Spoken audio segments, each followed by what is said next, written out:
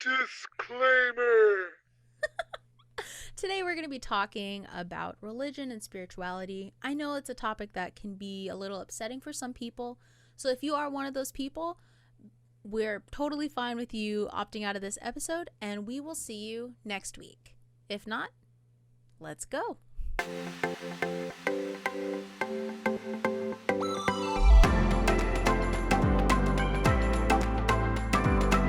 I'm Lamont, an enlightened lover of people and a child of God. And I'm Leah, trying to be enlightened. And you're tuning into the Lamont N Leah podcast. podcast. Oh my gosh. Today is going to be a great day. We have two guest speakers. We have Pastor Jana Lee from my childhood, and we have a really good friend of mine, Michael Delbruegge. So let's go ahead and get started. Welcome, Pastor Jana Lee. Thank you so much for being on our podcast today. It has been years since we've seen each other, but I'm so glad you agreed to come talk with Leah and myself today. Thank you so much for the invitation. This has been wonderful, and I'm so excited to be here. It's been years. Life has changed in the past 10 years plus. I'm not sure, but thank you for the invitation. Well, how do you guys know each other? Like, I don't know if anyone knows that. Oh, okay. Yeah. So in high school, briefly. Okay. So in high school, you know, when I was kind of like teeter-tottering about leaving Reno Valley because just like things weren't going on like right for me, like with Pathfinders and stuff. So I was hanging out with. And for our listeners, Reno Valley is the church that Lamont and I went to. Just, you know, some people might not know that. I don't know if everyone does. So carry on. So, Corona was the church that Pastor Jana Lee was at, and Christine Chadwick, who is now a pastor, she was going to Corona, and she was like, we had started a singing group, and I was just hanging out at Corona, and they got me into the puppeteering, and I met Pastor Jana Lee, and I really, really wanted to be a part of their youth group. So anytime I had an opportunity to like head over to Corona, like, I was heading over to Corona. So I was bouncing between Reno Valley and Corona. He was often part of the youth group. I remember that. It was a fun, active group that we had there. I do remember some weekends going, "Where's Lamont?" Now I know. Now you know. So that was that time period. Yeah, that was that time period. So that's right. how Jana and I know each other. Okay. Yeah. So, Jana, can you introduce yourself just a little bit so people get to know who you are? Yeah. And I'm Jana. I have been a pastor for almost 20 years now. If depending on where you count that, I was pastoring from high school on, but as far as professionally, almost 20 years now. Wow. And I live in Washington State now. I have been at the church that I'm at, Meadow Glade Adventist Church. I have been here for a little over 9 years and love it. I have an amazing husband. His name is Adam, and two crazy, wonderful, energetic, frustrating, imperfect, perfect children. Their names are Rue and Finn. They are 11 and 13. Two boys. Now that's an age.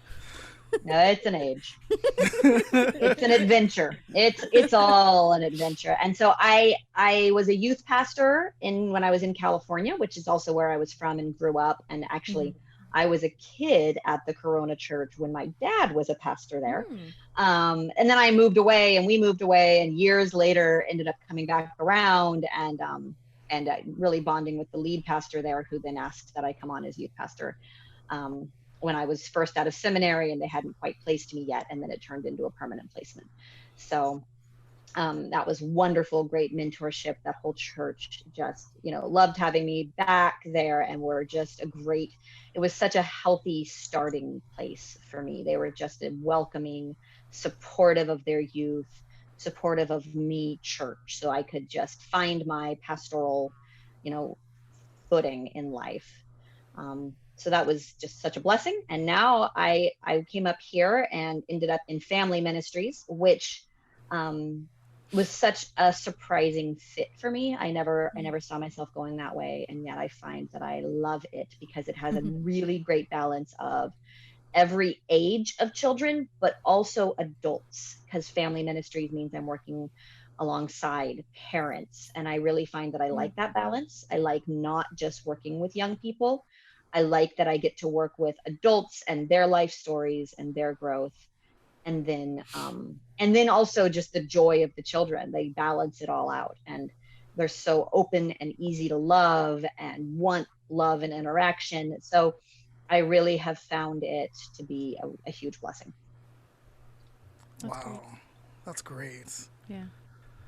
All right. So let's go ahead and get into our main topic. So my first question is, what is religion and what is spirituality? So I noticed, when you asked me about this, Lamont, that this was something that you were drawing from your own experience with church, from your history.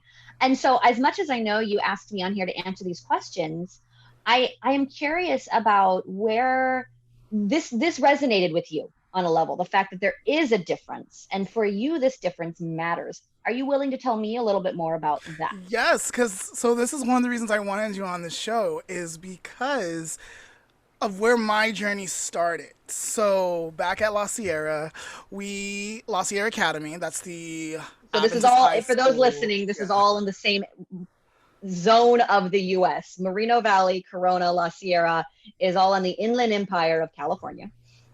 We had an opportunity to have pastors on our campus.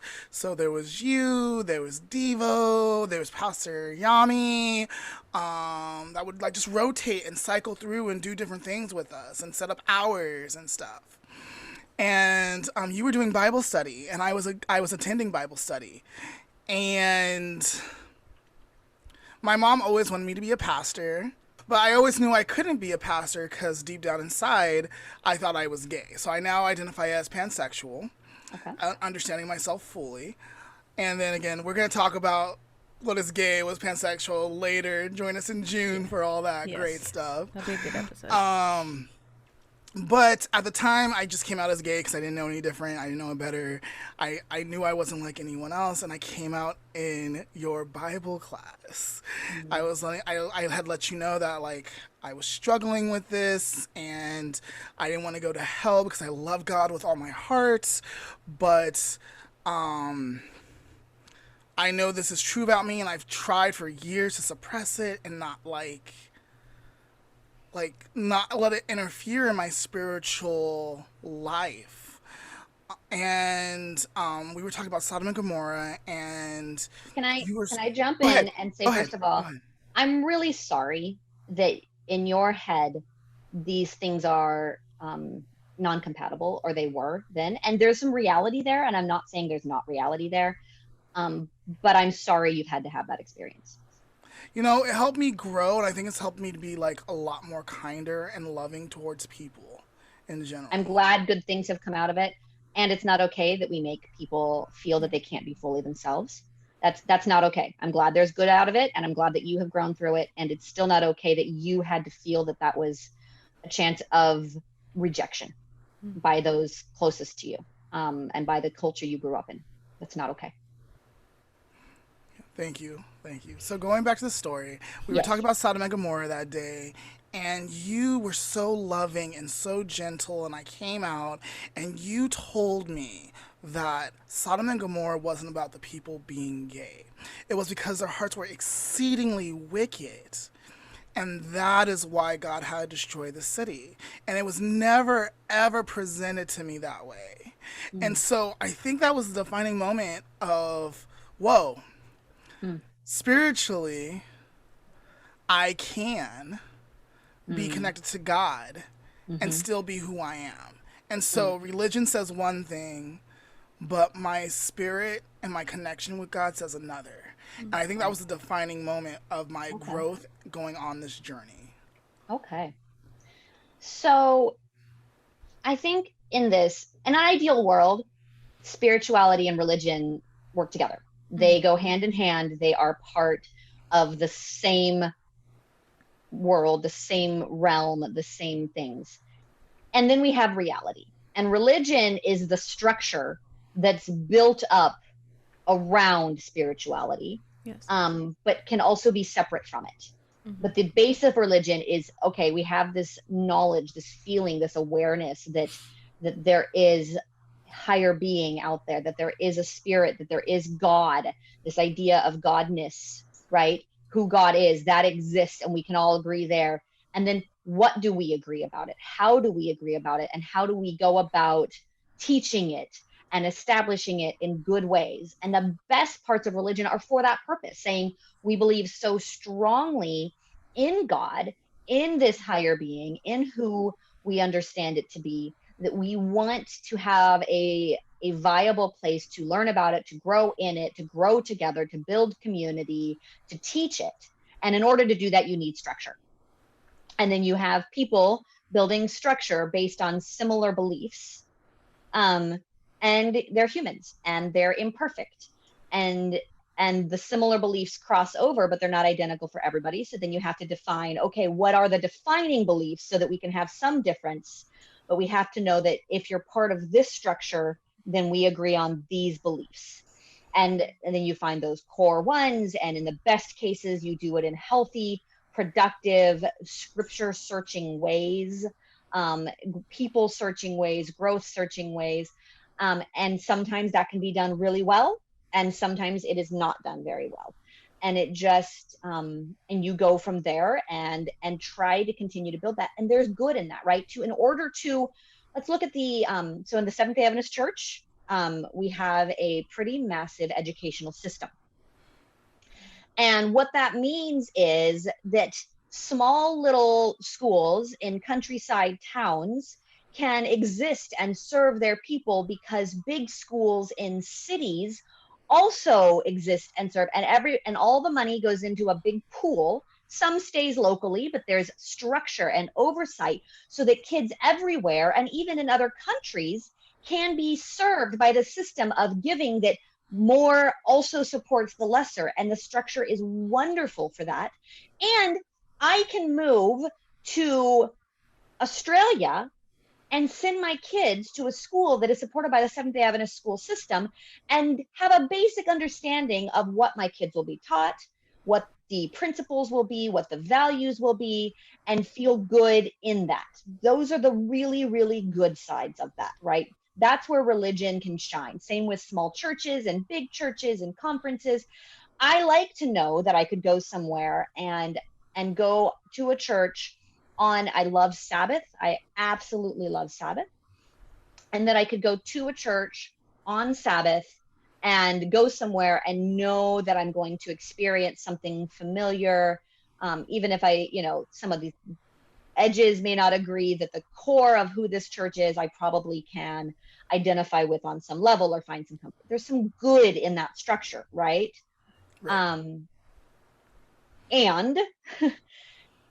And the structure, the unhealthy side is it starts to exist to support itself instead of to continue to grow the spiritual side. And so that's why it is important to understand the difference, that where the structure has become a thing to exist to support itself and to continue supporting itself. So the finances and the decisions and the core, and I know I'm kind of lecturing here. No, you're good. That starts to exist to support itself. And in some ways you want that, right? Because if they're not making sound financial decisions, then it's not going to continue to be a healthy, good place. You're not going to be able to trust it. You're not going to want to invest your own time and energy and money in something that could collapse in a moment's notice, right? But the downside of that is that they're not as flexible towards nuance, towards growth, towards questioning, because people start getting fearful, right? You get fearful of what happens to my safe place if you question this, or if you are different, or if you don't fit to what I think makes my life safe, then I get fearful, and I need you to not be threatening my safe way of life, instead of it being truly about the spirituality of God is a God that's bigger than our questions, that loves us to grow, that is not afraid for us to seek him, not the right answers, but him. He is beyond correct and incorrect answers. He is an absolute being. So religion at its best supports spirituality, and spirituality is the reason religion exists. But at times it can get unhealthy, where religion structure outweighs the calling to connect with the true who God is. Not this is correct and incorrect about God, but actually seeing God as a real being that exists, and we can seek with all that we are worth without fear of not conforming to the structure that religion has set up. And so for me, that would be the big difference between religion and spirituality. Although they're so interconnected, I hesitate to say they're different.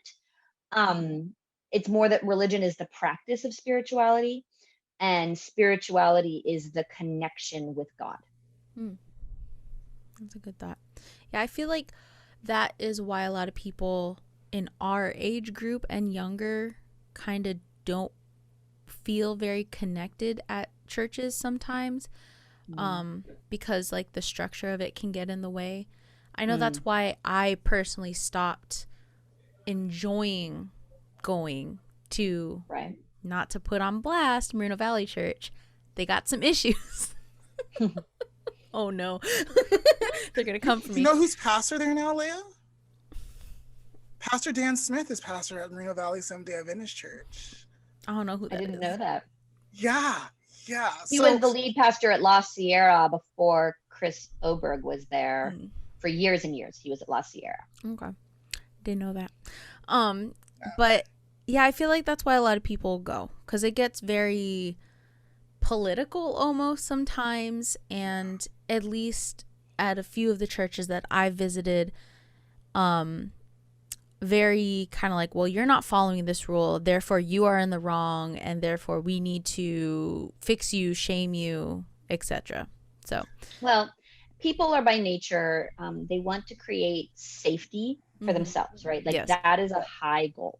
Social safety and physical safety, and social is as real as physical. I mean, you go throughout history, if the tribe you're in biblical times doesn't want you, that's your life, right? Like you can't exist outside of your tribe.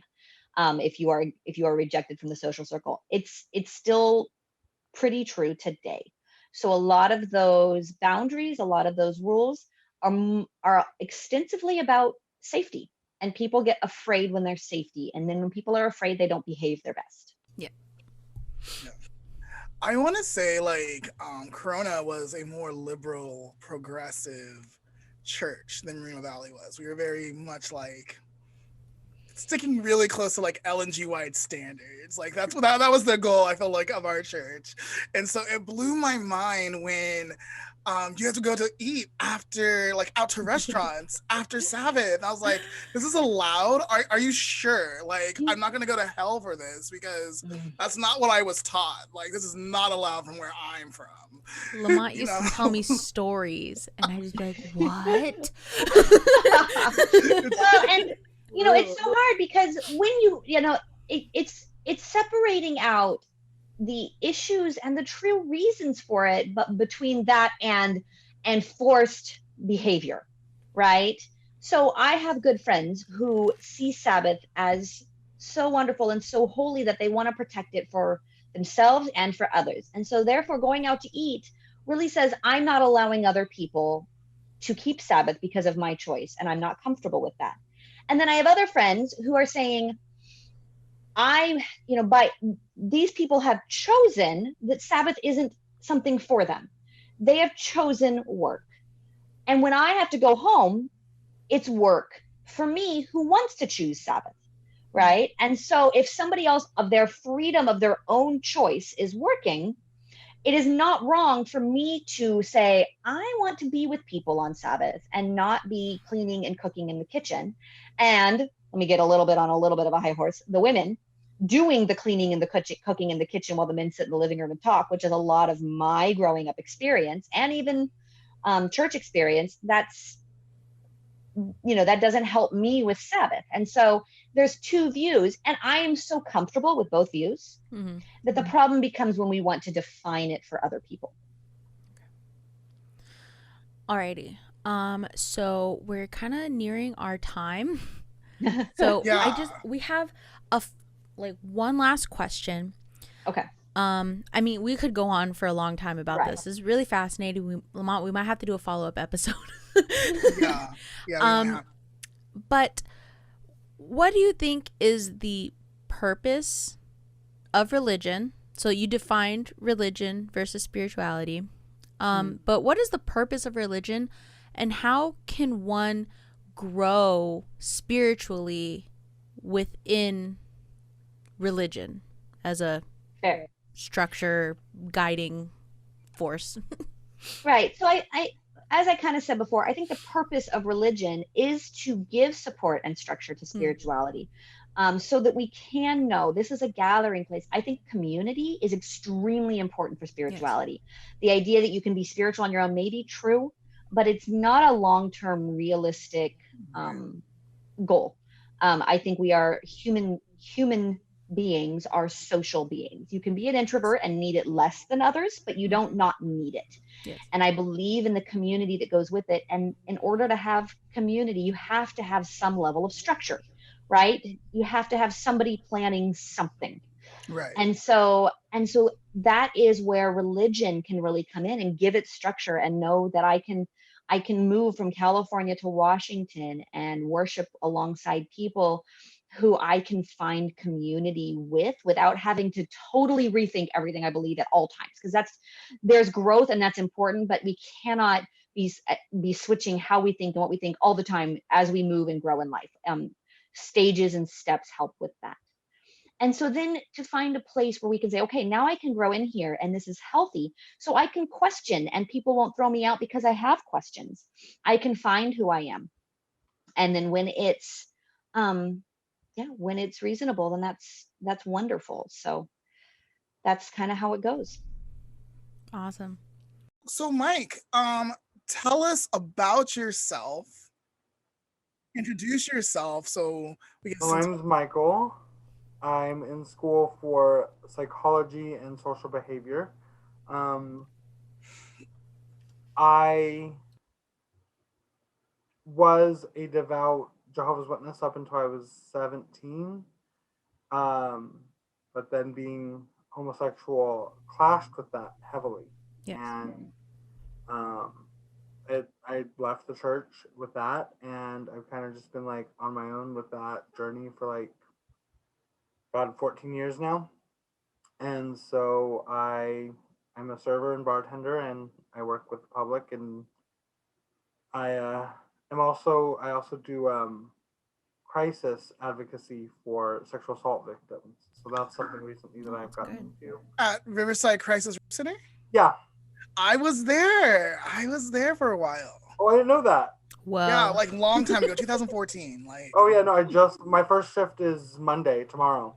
Oh, new. So cool. I'm just like, yep. So that's pretty much my life. I am a nerd. I read a lot of books. I read everything I get my hands on, and very interested in the psyche, and how actually religion plays a part in that, and that's why I was really drawn to it. All right. So Michael, what do you think the difference between religion and spirituality is?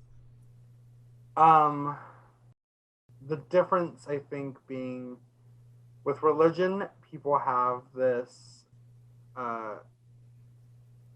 idea that you have to, I guess, practice is the wrong word. You have to be structured in like a very strict way. So that means attending services. If you don't attend church, then that affects your spirituality. I think a lot of times in religion that if you're not active in the church, that also affects your spirituality. And I realized that doesn't mean the same thing.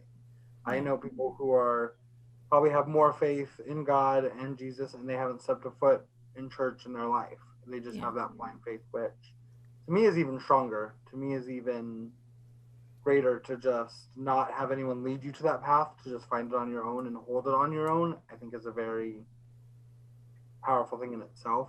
And so I just think that's the difference between a spiritual person and a religious person, because someone can show up every day to church and not believe in God, not even believe in what they're hearing, They're just going because they feel they have to. Mm-hmm. Performative. I know a few people like that. Yes. Actually, that's very interesting that you brought that up, because our last guest pretty much said the same thing, but like from a different viewpoint. She was talking about how the difference between religion and spirituality is the structure. I'm gonna say that that's probably a true statement. We got it. Double certified. So I know you told us a little bit just previously that you had been Jehovah's Witness until you were like 17, I think you said. I officially got removed. They call it disfellowshipping. I officially got disfellowshipped and removed from the church at 18. At 18. They had found out that I was homosexual, and it wasn't even a conversation. It was, you're going to leave now, and when you choose to not be this anymore, you can come back. And so my mom then gave me the same option. She was like, you can leave my house or you can be straight. And so I packed up my backpack, and with the clothes on my back, I walked out that day. I just started walking down the street. I didn't know where the fuck I was going. Sorry. No, you're fine. You're fine. Didn't know where I was going, and I just walked to a friend's house. She was my neighbor, and I was like, I think I'm homeless now. I don't know what I'm going to do. And Danielle, my cousin, well, I call her my cousin, but she was my best friend at the time, called her mom, and her mom was like, you're going to stay the night here. We'll figure this out in the morning. My parents were completely unreasonable, so I lived there for 12 years. She just took me in and raised me, and I finished school, and she helped me get jobs, and she taught me what it was like she was like, introduced me to the world, and she's like, you can be whatever you want here. And that's just kind of how I lived my life. So great that there are people there. Yeah. For those it was crazy because she was Jehovah's Witness too at the time, and she left because of what they did to me. Wow. Danielle's mom, I found that out recently because I knew she was still like going, but I didn't. She just stopped one day and we didn't have a conversation about it. Yeah. And then like a year or so ago, she goes, "Oh yeah, I left because of how they treated you." And I was shocked. Like, she sacrificed her own religion because what they did to homosexuals was against her spirit, like was against what she believed. And so she just left an organization that she'd been a part of for years. Yeah. Wow. So Pastor Jana Lee kind of introduced the idea that spirituality and religion shouldn't be viewed as separate. It should be viewed as, I want to make sure I'm putting this right. Intertwine. Yeah. And I like the way she said, religion is the practice, or should be the practice of spirituality. But in reality, which she also said, she didn't say this next part, but in reality, not everyone knows how to be spiritual. And I think that messes people up on their journey. Okay. I don't know. I agree with parts of that, but I think the connotation that religion is the practice of it makes it kind of seem inferred that you have to have a religion in order to be spiritual. And I don't know if I necessarily agree with that because... And I'm not sure that's exactly what she was saying. Got it, yeah. But it was... Right. I think from her point of view, though, that is like valid. Like that's how she sees it. Like in order to be spiritual, she likes that structure. She likes to have that structure. She was telling us about how the structure, at least for her in the Seventh-day Adventist Church, causes people and herself to feel safe within the religion. But I think for some people, at least, a few people that I know, the structure of it is what causes them to not want to be part of it. Like they don't want to be told what they need to do in order to be spiritual. So I think that's there can be two sides of it. I think there Right. is definitely two sides, Mm-hmm. or multiple experiences. Mm-hmm. So, speaking about experiences, what experiences led you to understand the difference between the two? So when I got kicked out of the church, I fully turned my back on God. I did not believe there was a place for me. I did not think that he would accept me. And I was always raised that you are either you cannot be gay and you cannot have a relationship with God. Those two things do not exist. And I I believed it. I mean, what else? That's my whole life is what I was like beaten into me. And so um I ended up just going down a path of just not any spiritual practice, anything like that. I actually started I really got heavy into Wicca and practicing witchcraft, and I thought that, and then it was funny because then I thought that was my like screw you to God, like, well, cool, if you don't love me, then I'm going to choose this path, which I've also been told is evil. And so then I've been practicing that for probably 15 years now, and um I also realize that that's not an also is not an accurate statement. I believe that there is this fine line between how you can practice your spirituality and pull from different religions and still honor God. Mm-hmm. And so I've found this weird balance in my life over time. I had some really bad experiences, and I realized that God saved me, and God did have my back, and I was wrong. That you can be gay, you can read tarot, you can practice certain things, and God will have your back. And Mm-hmm. so my faith has kind of come to this hodgepodge mix of Christianity and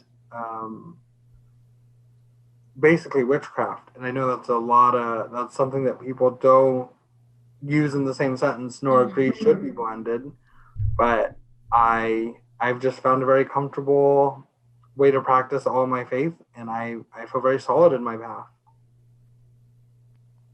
That's nice. That's beautiful. I agree. Actually kind of reminded me about something I learned in my religion class in high school. There was a guy, I'm not going to name him, but my friends who are listening to this will know exactly who I'm talking about. Um, in our religion class, there's this guy, and he was going through his rebellious phase in high school. So, everything was like, well, I want to say the most, like, thing that's going to cause a reaction.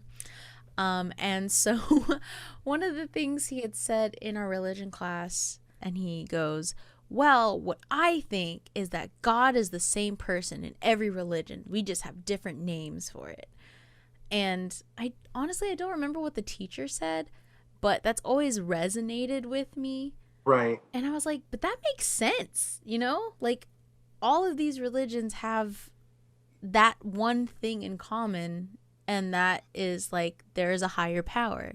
And who's to say that it's not the same entity, the same energy, the same being, however you want to, like, refer to that. So Right. that just reminded me of it. And yeah. Which is funny that to me took a minute. And so I what I like to do is I say that God is like a diamond, and a beautiful cut diamond has many facets, and each facet is different from the one next to it. And so if one facet of God is strict and morally strict because people need to live that lifestyle, who am I to say that's wrong?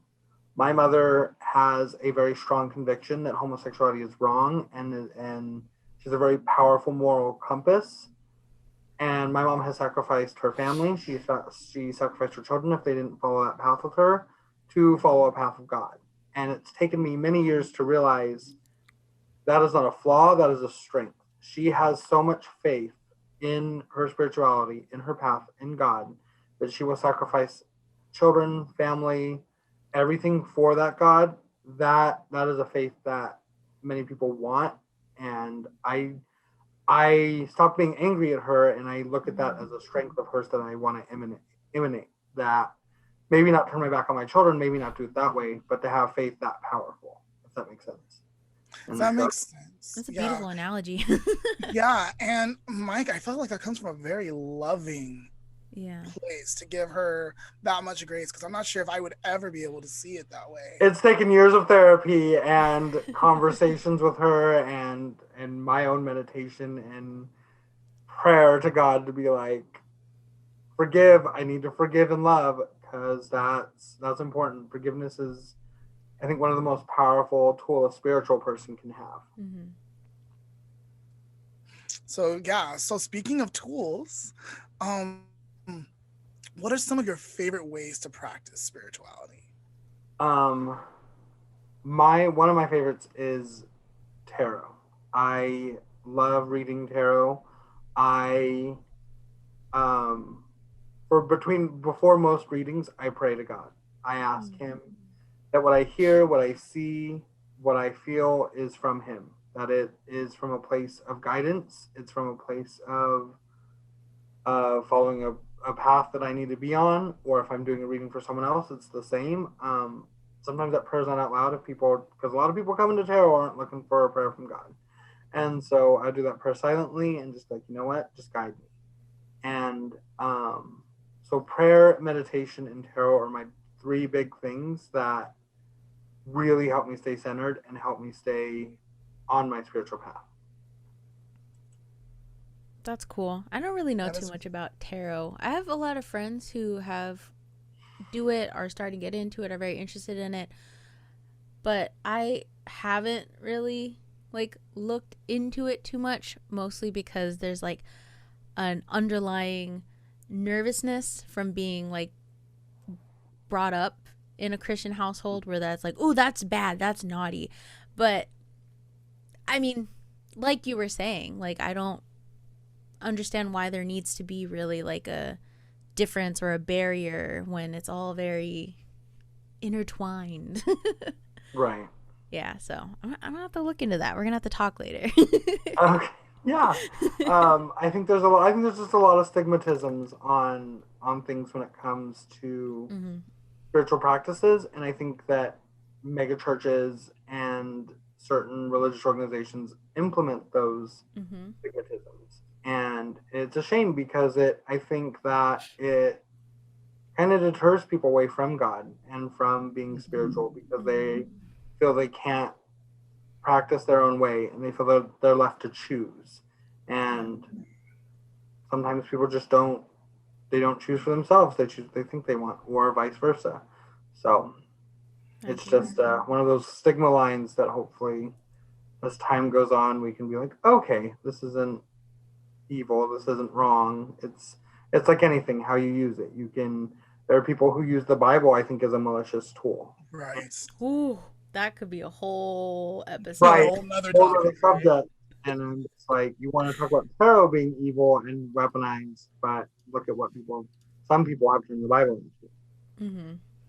Yes. Yeah. No, I know some people very close to me that weaponize the Bible. They may not think they are, but they are. So yes. And as you were speaking and you were saying this diverts people from seeking God or developing a relationship with God, there's a verse that my grandma used to love to say in the Bible, something about the least you do to my little ones, may you have a millstone around your neck and be dropped into the sea. And I'm thinking I vaguely recall that. Something along those lines. I don't think that's word for word, but it's if you block the faith of another, you might as well tie a stone around your neck and jump into basically off a cliff. If you do anything to divert someone's faith, then you might as well kill yourself, because God will not tolerate that. And that was something that was very much driven into us when I was Jehovah's Witness, because that's a big thing Jehovah's Witnesses believe in, is faith and having solid faith. And they're ones that you cannot have that faith if you don't preach the word. And if you don't show up to organized meetings, you'll lose that faith. And so it was just beat into us like that's how you have to go. So the irony of that is, I want to say one of the most negative voices in my head about my pansexuality comes from my grandma, who I struggled with spirituality and faith for a while.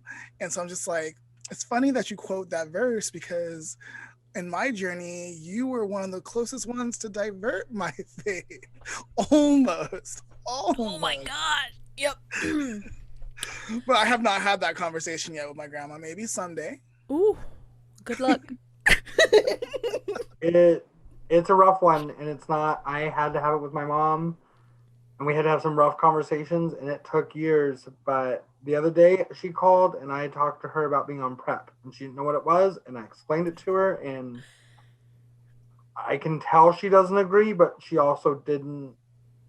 She didn't fight me or say anything negative like she used to. It's just gotten this place where I know I'm approaching the line, and we both respect that line, but we also we still are open to talk about things like that. And it was crazy to me. I got the phone, I still got the phone with my mom, and I'm like, I can't believe we just had that conversation 5 years ago, 6 years ago. We never would have done that.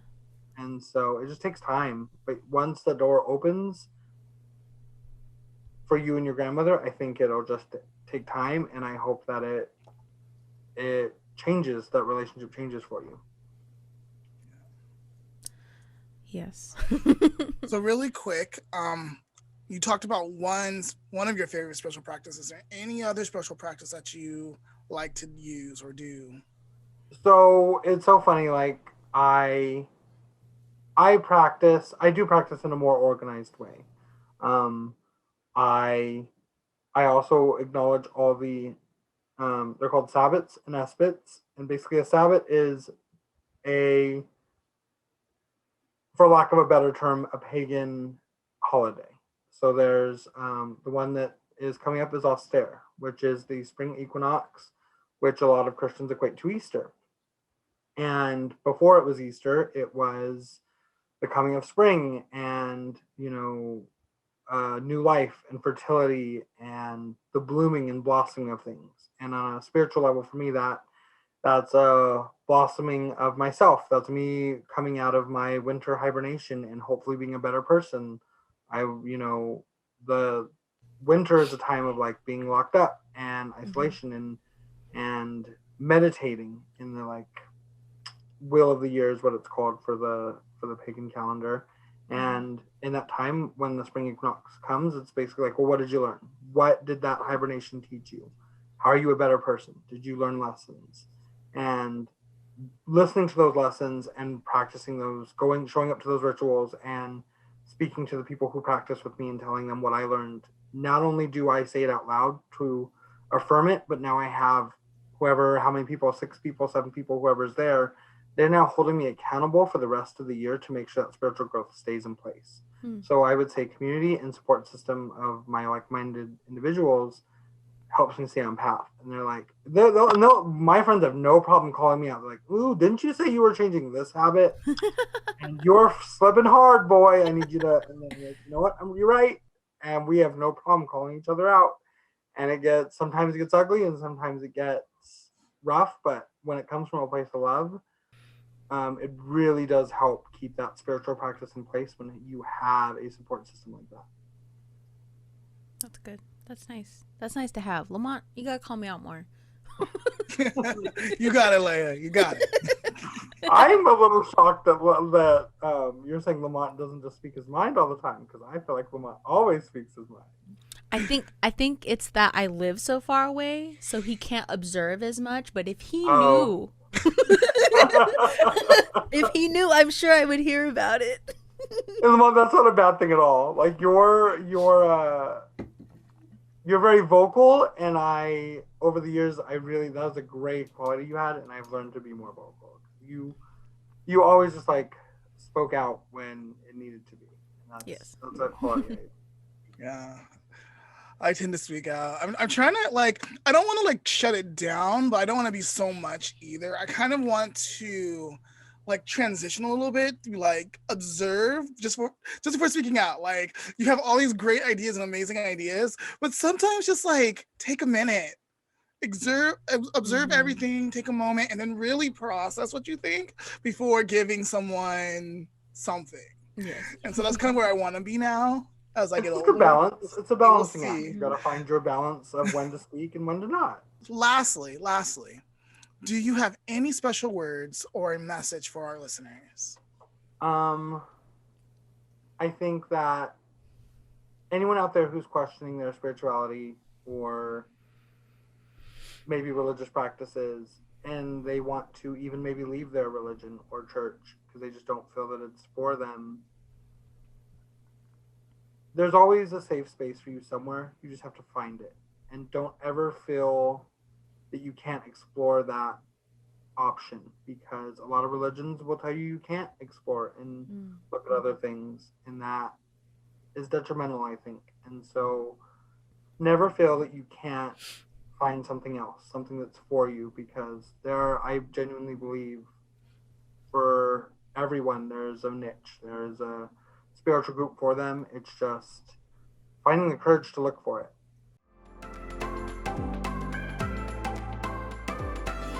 All right, Lamont, I heard you had a fun game for me. Payback. Yes. So in episode 1, if you guys remember when we did reunion-sode, Leah talked about our love for music. And so our love for music expands over many genres. Once upon a time, Leah loved Christian music, and I loved Christian music, and then R&B, hip-hop, country. Do you like country, Leah?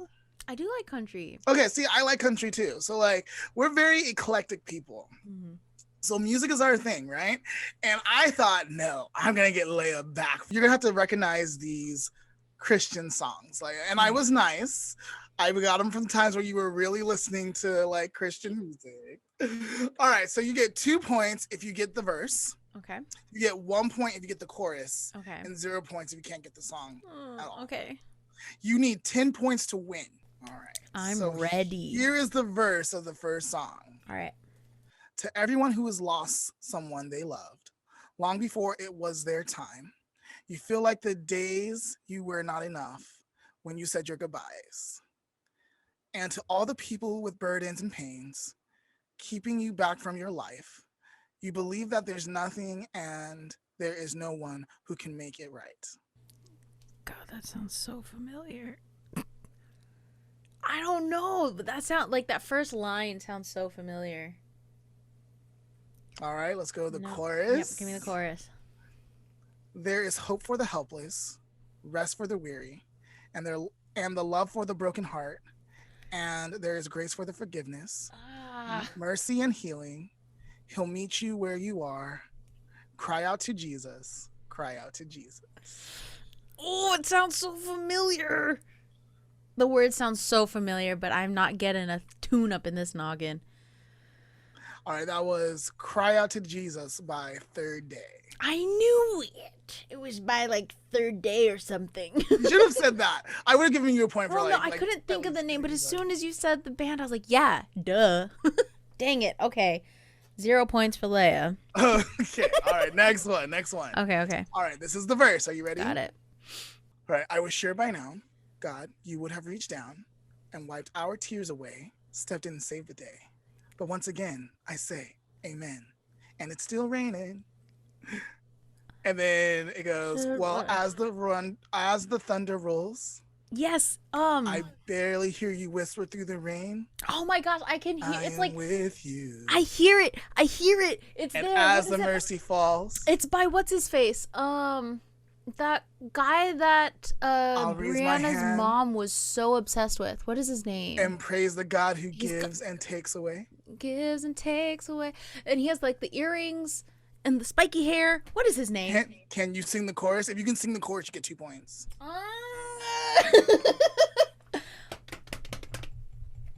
Oh, this is so bothersome. Hold on, let me see if I can sing the last verse.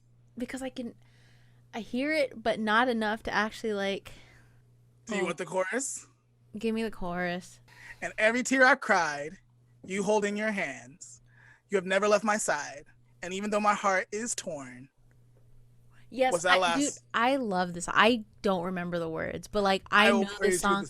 I remember like the feels of this song. That should account for a half a point. All right, Leia, you can have half Thank a point. you. It's Praise You in the Storm by Casting Crowns. Yep. Oh. I remember like the feels of like all the little like feelings came back, but I could not remember. Now I gotta listen to the song. Anyway. All right, here's another one. Here's the verse. Okay. The splendor of our King, clothed in majesty. God, it's so all long. the earth rejoice. All the earth rejoice.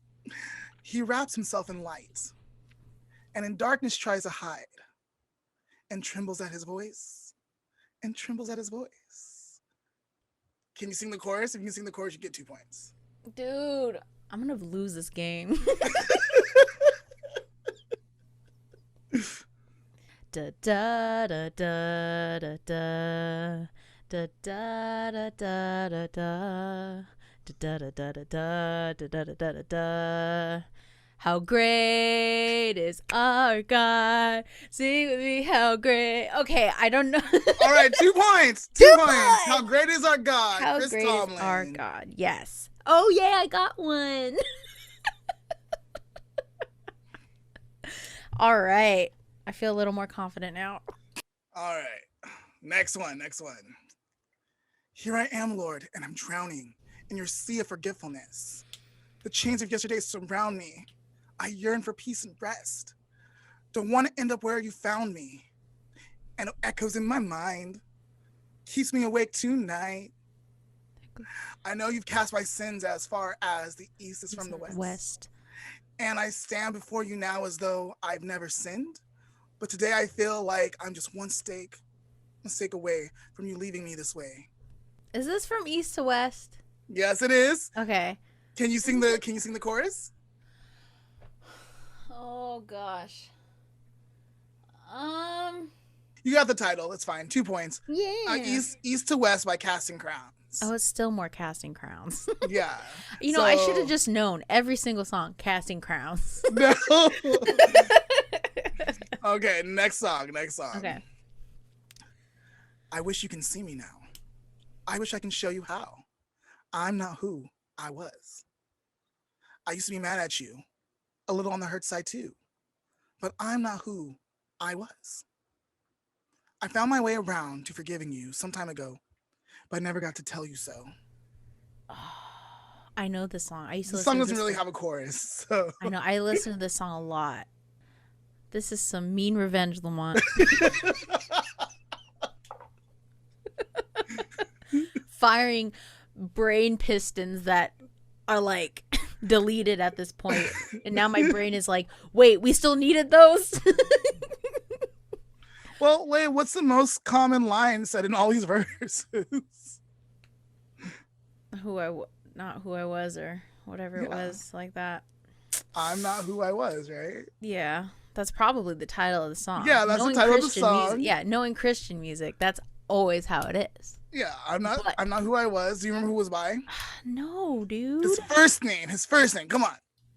Kevin. Oh my gosh, almost. Just Brandon. kidding.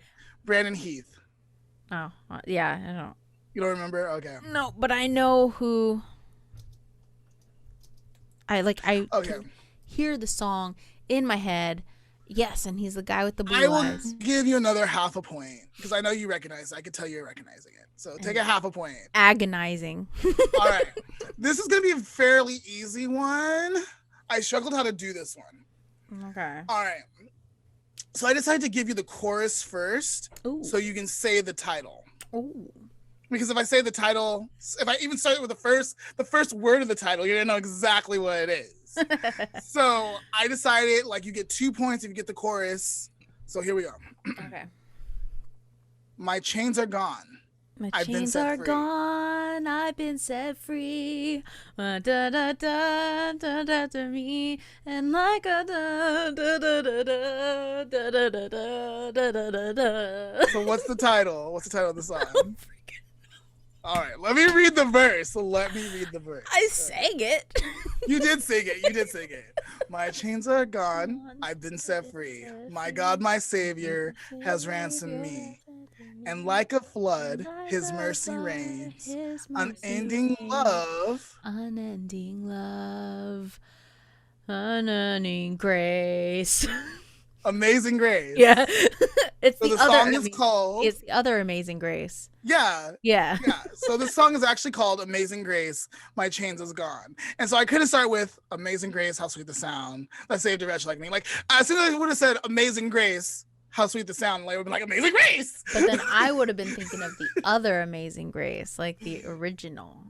Yeah. So, but you get 2 points. You get 2 points. Yay! I sang that one. Okay. This is another one of my favorites. So all these songs have been some of my favorite songs. Okay. So that's kind of it's a little biased, but it's from the time frame that you were listening to music. Okay. All right, so this is another one. Look down from the broken sky, traced out by the city lights. My world from a mile high. Best seat in the house tonight. Oh, Touchdown. It sounds. what's his familiar, name? right? The rapper guy. Not the rapper guy. The white rapper guy. All those people going somewhere. Why have I never cared? This has a really cool music video. I remember that. All right, what's the chorus, Leia? What's the chorus? If you can sing the chorus, you get 2 know. points. Are Are you looking it up? Are you cheating? Are you cheating right now? I am cheating. You don't get 2 points, Leia. You don't get 2 points. I am cheating. Oh, it has such a cool music video.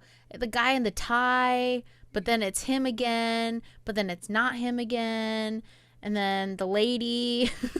Okay, so you get half a point for recognizing it. I'm gonna give you the chorus. You don't get 2 points. Cheater. Give me your eyes for just 1 second. Give me your eyes so I can see everything that I keep missing. Give me your love for humanity. That is Give Me Your Eyes by Brandon Heath. I try to hold on to this world with everything I have, but I feel like the weight of what I bring, and it hurts that I tried to grab. The many trials that seem to never end, his words declare the truth, that they will enter in the rest with wonders anew. But I hold on to this hope and this promise that he brings, that there will be a place with no more suffering. That last line sounds super familiar. Yeah, The I know rest you of know it, this song. No clue. Do you want the chorus? Yes. Okay. There will be a day with no more tears, no more pain, and no more fears. And there will be a day. There will be a day with no more pain. Da, na, na, na, na, da, da, da. And there will be something like that. So what's the song called? There will be a day. Yes, by. Do you remember who it was by? Casting Crowns. No. Nice try. Jeremy Camp. You get Jeremy 1 Camp. point, Leia. Yes, Yeah, Jeremy you get 1 Camp. point. I remember his name. Okay. So, the verse goes, there's a place I've come to know through my heart and flesh. Ooh. Though my heart and flesh may fail, there's an anchor for my soul.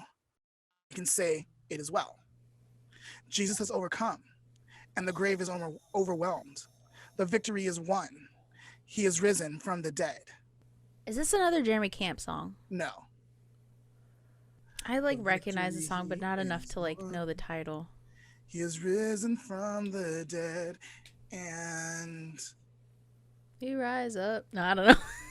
almost, I'm just kidding. almost. Is it called Rise? I will rise. Who's it by? If you can sing it, you can get 2 points. I can't sing it. I cannot. This is the only one that I have nothing playing in my head so far. Okay. I do recognize it. I can't sing it. I think it wasn't one of my favorite songs. Okay. So when I wouldn't be very excited when people would play it. Okay. So 1 point though. You got the title.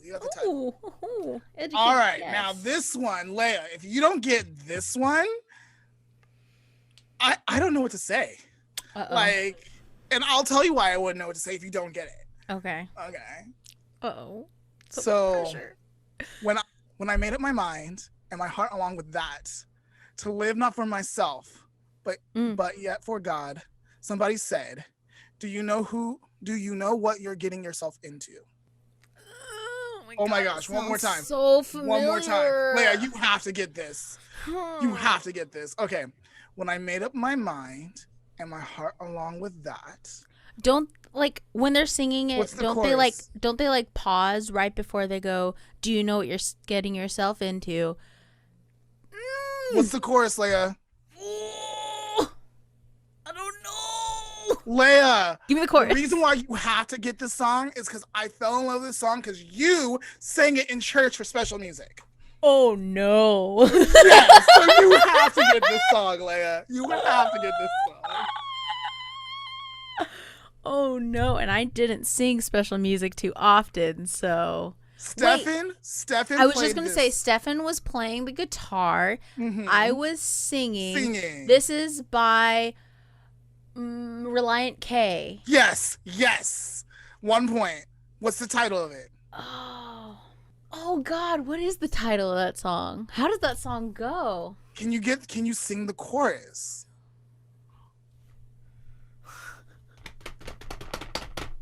This is so irritating. My brain has deleted that genre. Apparently. But yes, it's definitely Reliant K. I do now remember singing in front of the church and being very nervous, and I had to have the lyrics in front of me because I was so scared I was going to forget them. And Stefan was sitting next to me. I think he tried to harmonize at one point, and I'm so glad the microphone didn't pick that up. But I think you still won. How many points did you get? Let's see. 2, 4, 6, 7, 8, 9, 10 and a half. All right. Yay! And you could have got 20. You could have got 20. All right, that was really hard. Wow, I didn't realize I was going to be that hard for you. I'm telling you, I have not listened to any of this music since maybe my freshman year of college. Wow. So 2010. How long ago was that? So 2010? Like 10, so 11 years. 11 years? You haven't listened to this music in 11 years? No. You gotta get back to your roots, Leah. I have not. That actually brings us very nicely into our closing subject. Lamont, we talked to 2 different people about their beliefs. And I know we touched very briefly on our own, but I thought we might as well share what we might have learned or gained, short sentiments about what we believe and how we believe. Since we talk to other people, we need to ask ourselves the same question. So I think you're a lot more vocal about what you believe. You've told us on the podcast before that you have a prayer journal. If you follow Lamont on any of his socials, you will know he is very active about speaking out about his beliefs and his love for God. I learned a lot of stuff today. Lamont, did you learn anything about the difference between religion and spirituality? If it's intertwined, what do you think? I think Jana has a really, like I was saying earlier, I think she had a good point where, like, for me, like, for a long time, it had to be different and I needed it to be different because it couldn't be the same because I believed that religion said one thing and spirituality said another, and they weren't really talking. But I think today she kind of closed that gap or brought it back to what it was originally intended to be, where they go hand in hand. Yeah. I agree. It's really about community and it's really about growth and growing. And just because we're taught to grow in a certain way when we're younger, it doesn't, for Michael, like, just because we're taught to grow in a certain way when we're younger, that doesn't mean it has to stay that way. There's other ways to grow. So I think combining both of those, like, messages together kind of encompasses all of that. Do you think I said it, like, eloquently enough? Yeah, no, that makes sense. Yeah, was there anything else you wanted to add to on what your beliefs are? So I honestly don't believe spirituality equals religion behavior. I think it should. Mm. That's just my personal belief. And if you're working and you're growing, you're not going to do things to turn people away from discovering God, even if you disagree with their point of view. Mm-hmm. And That's nice. That's just my personal belief. That's good. For me, it is a little different. If anyone knew me in high school, I was very religious.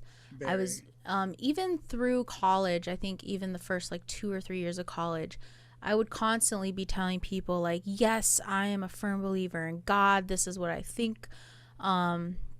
Did some of my actions show that? No.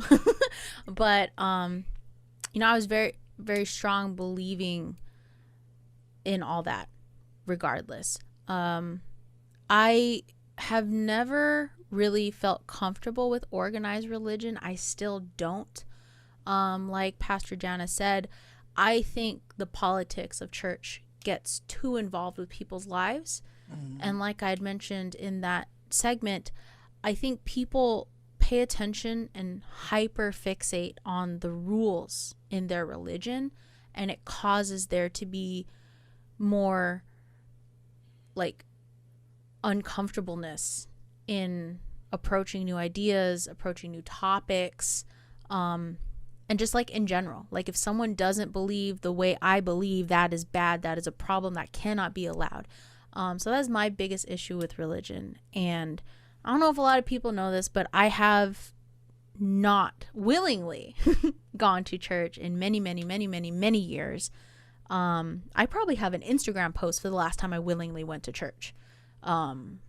And it's very far back. A lot of my issues lie culturally, though.